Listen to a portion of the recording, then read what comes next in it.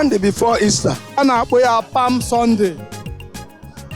Ọ dị ka amakwa m the name of that Sunday.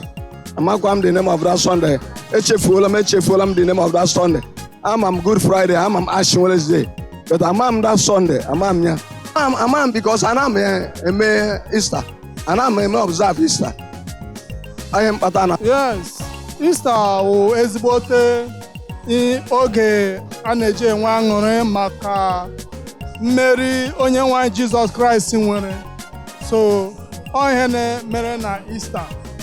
Aha m Okechukwu ese ọnụ. Nwoke m na nwaanyị m biko ndị elerite dis television anyị.